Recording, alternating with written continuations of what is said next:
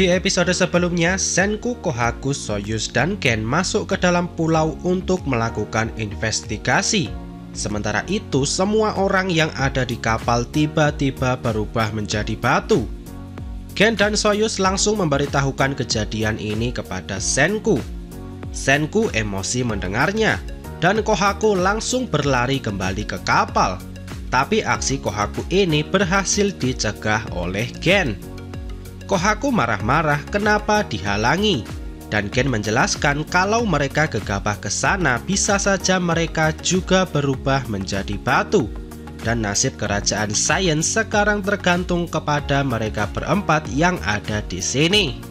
Dan tiba-tiba Soyuz mengingat trauma dari masa lalu.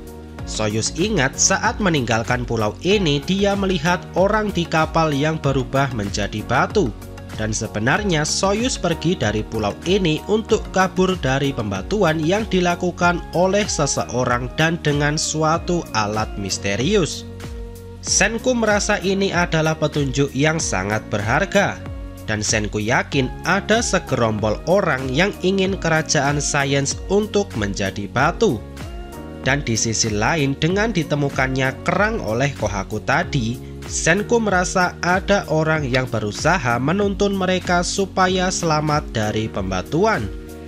Senku ingin menemui orang itu, dan jika mereka mendapatkan sekutu di sini, mereka bisa memintanya untuk mengantarkan ke tempat kotak harta karun berada. Dan dengan adanya platinum di sana, mereka bisa membuat cairan pembangkit untuk menghidupkan lagi orang-orang di kerajaan Saiyans. Gen melihat kerang yang berserakan di tanah, dan Gen juga sadar kalau kerang ini seperti jejak yang ditinggalkan oleh seseorang. Dan faktanya semua kerang ini adalah kerang yang sudah mati dan tidak bisa dimakan. Dan Senku menyadari ada lalat botol hijau yang mulai mendekati kerang ini. Dan itu artinya kerang ini baru dibuang sekitar 10-20 menit yang lalu. Dan sekarang Senku siap melakukan uji forensik untuk mendapatkan informasi yang lebih banyak. Kemudian Senku menuangkan sebuah cairan ke dalam wajan. Ternyata ini adalah cairan perekat yang sebelumnya Senku gunakan untuk mengoperasi Tsukasa. Cairan ini lalu dipanaskan sampai menguap dan biarkan uapnya menyelimuti kerang tadi. Lalu tinggal sinari saja kerang itu dengan sinar UV, dan hasilnya ada bekas sidik jari yang terlihat di kulit kerang ini. Dan setelah dilihat lebih lanjut, ternyata orang yang membuang kerang ini adalah perempuan. Ukuran badannya sedang dan tingginya juga sedang. Dari informasi ini, Gen mulai melakukan analisanya. Tapi Gen mengingatkan lagi kalau ini hanyalah hipotesa buatannya. Dan menurut Gen, orang yang dicari ini adalah seorang gadis muda. Bayangkan jika dia adalah wanita tua yang sudah berpengalaman, pasti wanita ini tidak akan mengambil kerang yang tidak bisa dimakan. Dan faktanya wanita ini membuang kerang yang sudah dia ambil. Itu artinya dia masih kurang pengalaman. Dan bisa saja wanita muda ini mengambil terlalu banyak kerang dan baru memilahnya saat perjalanan kembali. Dan jalan yang diambil wanita ini kebanyakan adalah semak-semak yang lebat. Dan Gen menemukan ranting yang patah di sekitar ketinggian 160 cm. Dan dengan mengikuti tinggi itu, Gen menemukan ada sehelai rambut wanita muda yang tersangkut di dahan kayu. Kemudian Senku memasukkan rambut ini ke dalam tabung kaca, dan Senku berkata akan memasukkannya ke alat sentrifugal. Tujuannya untuk mengurai apa saja yang terkandung di rambut ini. Dan untuk urusan memutar tabung tadi diserahkan kepada Kohaku. Dan dengan putaran yang sangat cepat, akhirnya rambut tadi berhasil terurai menjadi beberapa komponen. Dan yang Senku cari adalah serbuk bunga apa yang melekat di sana. Dan untuk melihatnya lebih dalam, Senku menggunakan mikroskop. Dengan kemajuan teknologi di kerajaan Saiyans, tentu pembuatan mikroskop bukanlah sesuatu yang sulit. Sekarang Senku mulai melihat rambut gadis tadi dan Senku menemukan ada serbuk bunga lili di sana. Bunga lili sendiri tidak bisa hidup di sekitar pantai, yang artinya wanita yang mereka cari ini hidup di pegunungan di dalam pulau. Dan sekarang mereka tinggal mengikuti jejaknya sampai ke gunung. Dan tugas pelacakan ini adalah keahliannya Kohaku. Sekarang Kohaku mulai berjalan di depan, dan Senku, Soyuz, dan Gen mengikuti dari belakang. Dan setelah beberapa saat berjalan, akhirnya Kohaku menemukan ada gadis muda yang berjalan di samping pohon besar. Akhirnya gadis muda yang mereka cari-cari sudah ditemukan. Dan Kohaku sudah menyiapkan senjatanya untuk berjaga-jaga kalau gadis itu adalah musuh. Sementara Soyuz mencoba mengingat lagi apakah dia kenal gadis itu atau tidak. Gen mulai berpikir untuk menggunakan kemampuan mentalisnya untuk menjadikan gadis ini menjadi sekutu. Sementara Senku tidak ingin menggunakan cara yang merepotkan dan Senku ingin langsung menanyakan tentang platinum itu kepada gadis ini. Dan ternyata dia adalah gadis yang sangat cantik. Dan tiba-tiba ada 3 orang pria yang melamar gadis ini secara bersamaan. Senku merasa kehadiran 3 pria ini akan memperlambat gerak mereka. Tapi Kohaku justru antusias melihatnya dan Kohaku ingin tahu akhir dari lamaran mendadak ini. Dan nama dari gadis ini ternyata adalah Amaryllis. Sekarang wajah Amaryllis mulai memerah. Dan Amaryllis merasa senang mendapatkan perlakuan seperti ini. Dan ternyata Amaryllis adalah wanita paling cantik di pulau ini. Wajar saja jika dia menjadi incaran banyak pria. Dan salah satunya adalah Soyuz yang sedari tadi mukanya sangat merah. Lalu Amaryllis terlihat seperti memuncratkan sesuatu ke matanya. Hasilnya Amaryllis terlihat seperti menangis. Dan Amaryllis berkata kalau besok takdirnya sudah ditentukan dan dia akan menjadi harem untuk ketua. Amaryllis tidak bisa menolaknya karena jika dia menolak, maka dia akan dirubah menjadi batu. Ungkapan Amaryllis ini menjadi perhatian Senku dan yang lainnya. Dan 3 pria tadi juga mulai menangis dan sebenarnya mereka sudah tahu kalau gadis yang dia lamar akan menjadi harem ketua. Makanya mereka ingin mengungkapkan perasaan mereka sebelum terlambat. Akhirnya 3 pria ini kembali sambil menangis.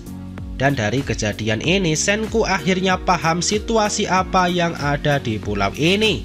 Dan faktanya ada bos jahat yang harus kerajaan Saiyans kalahkan.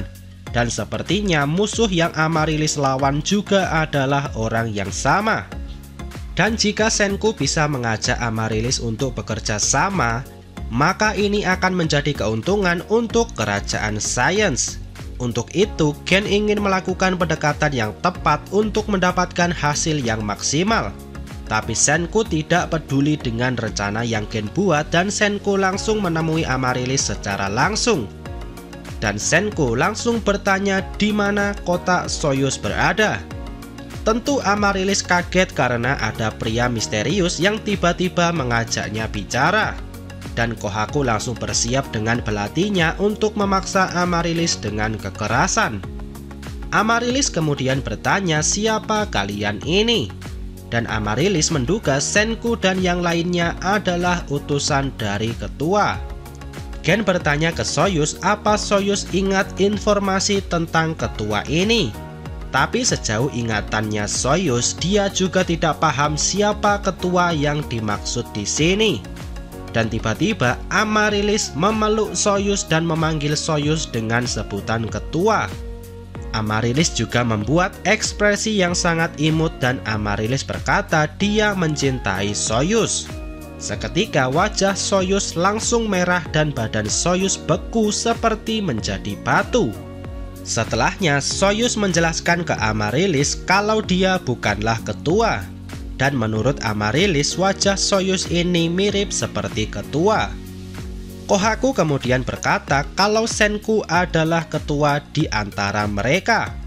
Dan Amaryllis langsung memeluk Senku dengan cara yang sama seperti sebelumnya. Tapi walaupun Amaryllis sudah memakai ekspresi yang sangat imut, Senku masih tidak peduli dengan wanita manapun. Amaryllis terus menggoda Senku, tapi Senku tetap dengan muka datarnya.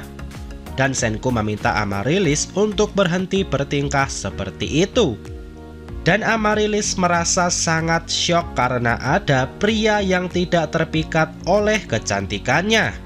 Dan Gen menjelaskan kalau Senku itu tidak akan peduli dengan wanita manapun sebelum dia berhasil mengembalikan peradaban modern. Dan Gen berkata kalau rayuan seperti itu tadi akan mempan kepadanya. Dan Gen mengaku dirinya adalah ketua supaya dipeluk juga oleh Amaryllis. Tapi Amaryllis sudah paham niatnya Gen dan Amaryllis tidak memeluk Gen. Gen merasa depresi karena dia satu-satunya pria di sini yang tidak dipeluk. Dan Kohaku menawarkan dirinya untuk memeluk Gen. Tapi Gen tidak mau dipeluk Kohaku karena bisa saja tulangnya justru akan hancur. Setelahnya Amaryllis bertanya dari mana asal Senku dan yang lainnya. Tapi belum sempat menjawab pertanyaan, mereka mendengar ada keributan dari kejauhan. Ternyata keributan itu tadi berasal dari desanya Amaryllis. Dan Amaryllis langsung berlari kembali ke desa. Akhirnya Senku dan yang lainnya mengikuti Amaryllis. Dan saat ini di desa ternyata terjadi demo dari sebagian besar pria.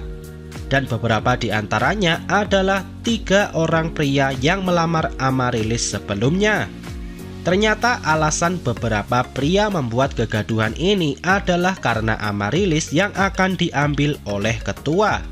Jadinya mereka ingin mengalahkan ketua dan memastikan Amaryllis tetap aman di desa ini. Dan akhirnya rombongan Amaryllis, Senku dan yang lainnya sudah sampai di dekat desa. Dan Amaryllis tidak tahu apa yang harus dilakukan untuk menghentikan pemberontakan ini. Dan Kohaku langsung menyiapkan belatinya untuk menggunakan cara kekerasan. Tapi Gen sekali lagi berhasil menahan Kohaku. Dan Senku langsung menyiapkan sesuatu dengan cepat. Senku, Soyuz, dan Kohaku langsung menggunakan masker pelindung dan mendekati para demonstran ini. Dan Senku berhasil memukul mundur para demonstran dengan bantuan gas air mata. Tapi tenang saja, ini adalah gas air mata yang tidak berbahaya. Dan dipastikan juga kalau semua pria ini selamat. Kejadian ini akhirnya menjadi perhatian semua orang di desa. Dan ada seorang pria tua yang mendekati Senku dan mengucapkan terima kasih karena sudah menghentikan pemberontakan. Akhirnya hari mulai malam dan Amaryllis masih tidak paham apa yang Senku lakukan tadi. Apakah itu adalah sihir? Dan sebenarnya siapa mereka semua? Amaryllis kemudian teringat lagi ucapan Kohaku sebelumnya tentang menyelamatkan teman mereka dari pembatuan. Dan akhirnya Amaryllis berkata ke Senku kalau dia mengetahui rahasia di balik pembatuan manusia. Dan tujuan Amaryllis adalah untuk mendekati ketua harem dan mengalahkannya dari dekat. Dan untuk itu Amaryllis harus menjadi gadis yang cantik supaya terpilih menjadi salah satu harem ketua. Dan semua ini Amaryllis lakukan untuk menyelamatkan semua orang. Dan dengan sihir yang Senku gunakan tadi, Amaryllis yakin dia pasti bisa mengalahkan ketua. Dan Amaryllis mengajak Senku untuk bekerja sama.